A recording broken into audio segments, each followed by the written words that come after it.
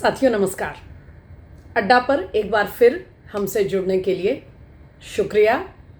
आज बात करेंगे कि क्यों अचानक नेपाल में फिर से बवाल है और क्या कारण है कि नेपाल में जो उपद्रव, जो प्रदर्शन, जो हिंसा हुई, उसको देख करके भारत में भी कुछ लोग फिर से उछलने लगे हैं और तरह तरह के उनके अरमान जवां हो रहे हैं।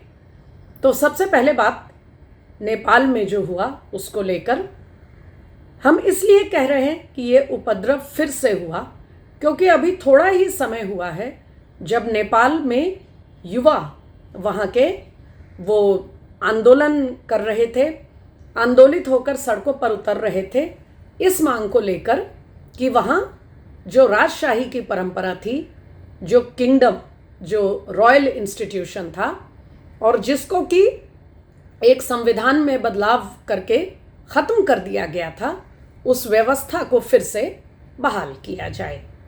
अब ये फिर से एक उपद्रव हुआ है, लेकिन इस बार कारण बिल्कुल और तरह का है।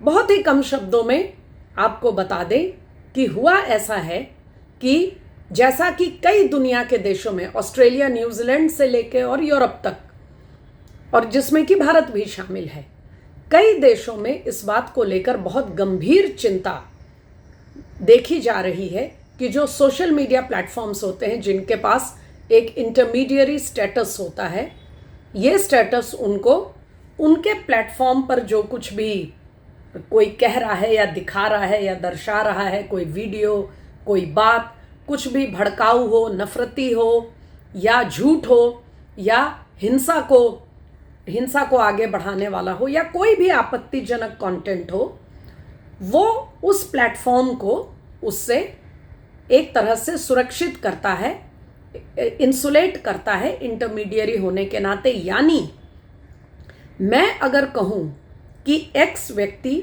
झूठ बोल रहा है तो उस एक्स व्यक्ति को अधिकार है मेरी बात को चैलेंज करने का, उस पर आपत्ति करने का, लेकिन कोई कार्रवाई एक्स प्लेटफॉर्म या फेसबुक या जिस प्लेटफॉर्म पर भी, इंस्टाग्राम जिस पर मैंने ये बात रखी, उस पर दोष नहीं आता क्योंकि वो केवल इंटरमीडियरी है और वो लोगों को अपनी बात कहने की अभिव्यक्ति का एक माध्यम, एक प्लेटफॉर्म दे रहा है, मंच दे रहा है।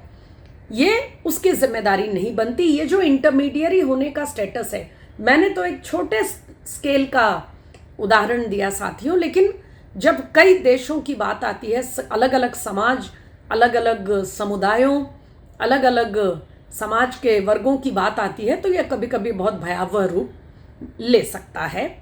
तो इसीलिए ये एक मतभेद रहता है देशों में।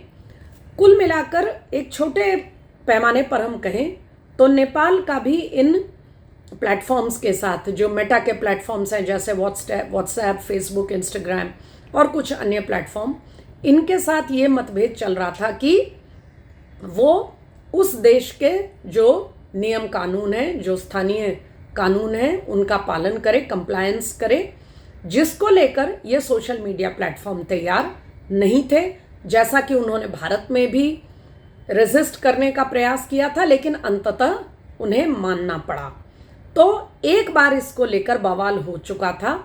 अभी जो ताज़ा मामला है वो कुछ ऐसा है कि नेपाल सरकार ने इन प्लेटफॉर्म्स को अल्टीमेटम दे दिया था कि हमारे देश के कानून आपको मानने पड़ेंगे, उनके तहत कार्रवाई करनी होगी और नहीं करेंगे तो फिर उनको बंद किया जाएगा।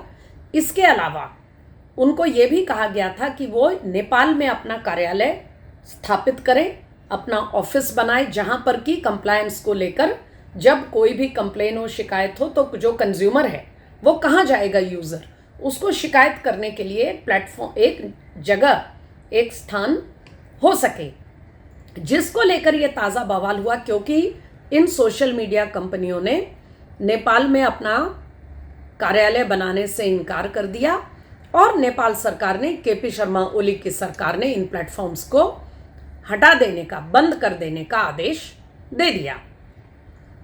अब इसको लेकर वहाँ के युवा उद्वेलित हो गए और वो सड़कों पर आ गए और उसके बाद फिर फायरिंग हुई, उन पर कार्रवाई हुई और दुखद स्थिति ये है कि बवाल तो हुआ ही, लेकिन 14 लोगों के, युवाओं के मारे जाने का समाचार है। ये संख्या बढ़ भी सकती है, ईश्वर न करे।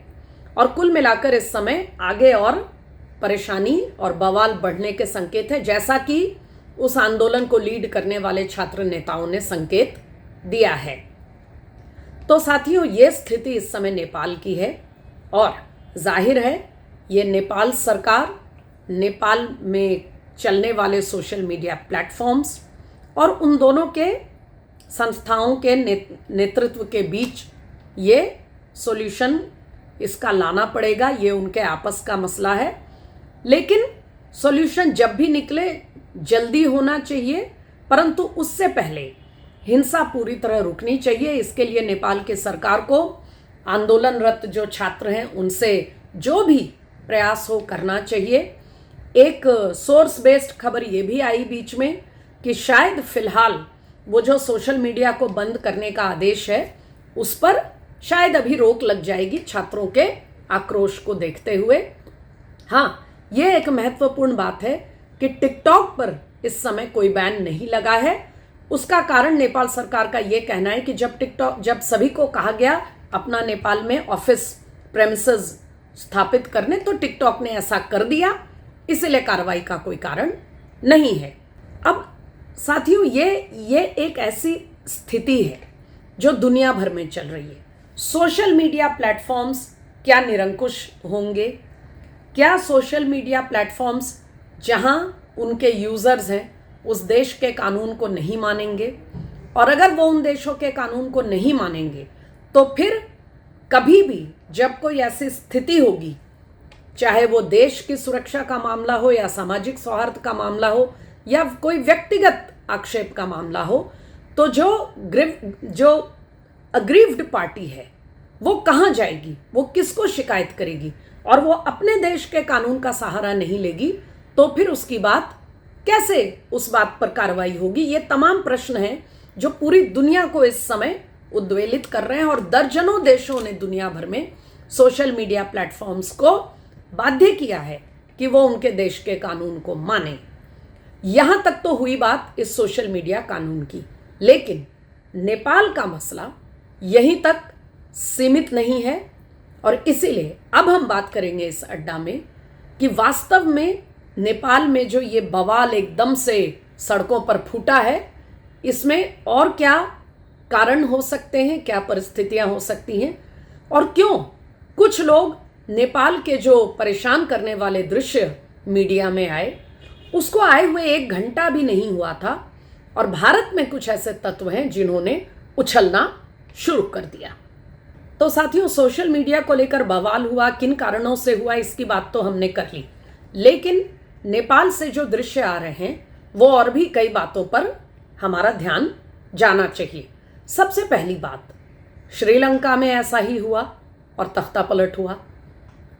बांग्लादेश में यही कुछ कमोबेश स्थितियां हुई और तख्ता पलट हुआ। म्यांमार में एक प्रयास किए गए लेकिन वो आगे नहीं बढ़ पाए क्योंकि वहां सेना का रूल है, मिलिट्री रूल है, चुनाव हुए नहीं हैं। इसके अलावा और भी छोटे छोटे देशों में इस तरह के बवाल की खबरें आती हैं। वैसे तो मालदीव्स में भी छोटा मोटा इस तरह का एक बवाल हुआ था और आप देख रहे हैं कि अब नेपाल में स्थितियां कमोबेश वही होती जा रही। क्या ये महज संयोग है कि भारत के इर्द गिर्द जो भी हमारे पड़ोसी देश हैं उन सब देशों में एकदम से युवा वर्ग, जनता कोई ना कोई तात्कालिक कारण को लेकर एकदम से सड़कों पर फूट पड़ती है और फिर वो स्थितियां इतने चरम पर पहुंच जाती हैं कि वहां पर तख्ता पलट हो जाता है, रेजिम चेंज कर दिया जाता है या रेजिम चेंज के लिए बाध्य हो जाती हैं स्थितियां। क्या ये एकदम से अपने आप ऐसा हो रहा है? क्या ये बहुत ही संयोग कुछ अटपटा सा नहीं लगता? पूरे नेपाल के अलग अलग शहरों में जो बवाल फूटा, अब धीरे धीरे ये समाचार आ रहे हैं कि कौन से वो नेटवर्क्स थे जो इन लोगों को इस बवाल के लिए उद्वेलित कर रहे थे, प्रोवोक कर रहे थे, भड़का रहे थे। श्रीलंका की स्थिति आप देख चुके हैं, बांग्लादेश का मैंने नाम लिया। ये ठीक है कि इन सभी सरकारों के खिलाफ कहीं ना कहीं कुछ शिकायत के कारण होते हैं। श्रीलंका में आर्थिक स्थिति बिल्कुल अनसस्टेनेबल हो गई थी। बांग्लादेश में शेख हसीना के कुछ फैसलों को लेकर समाज में रिएक्शन था, गुस्सा था। केपी शर्मा ओली को लेकर मुख्य बात है वहाँ करप्शन का सवाल कि भ्रष्टाचार बहुत चरम पर पहुँच गया है। लेकिन इन सारे मसलों को, चाहे आर्थिक कारण हो या सरकार के फैसले हों या भ्रष्टाचार हो, इन सभी कारणों को शांतिपूर्वक चुनाव के रास्ते से भी इसको पलटा जा सकता है और यही लोकतांत्रिक देशों की पद्धति होती है। तो क्या कारण है कि आजकल हर जगह सड़कों पर बवाल करके तख्ता पलट हो रहा है? क्या कोई ऐसी ताकतें हैं जो चाहती हैं कि ऐसा ही हो, इसी रास्ते से रेजिम चेंज हो? क्या ऐसी ताकतें हैं जिन्हें लगता है कि वायलेंट रेजिम चेंज करना पड़ेगा क्योंकि चुनाव के रास्ते वो जिसका तख्ता पलट करना चाहते हैं और जिसको तख्त पर लाना चाहते हैं वो चुनावी रास्ते से नहीं ऐसा कर पाएंगे? ये सवाल खड़े होते हैं। और अब जल्दी से देखते हैं कि जैसे ही नेपाल के ये दृश्य आए तो कुछ लोगों ने भारत में कौन सा कैंपेन शुरू किया। कोई नई चीज़ नहीं साथियों, ना इसमें कोई सरप्राइज, कोई आश्चर्य का एलिमेंट था। ठीक वही बातें जो पिछले 3-4 मौक़ों पर हम देख चुके हैं।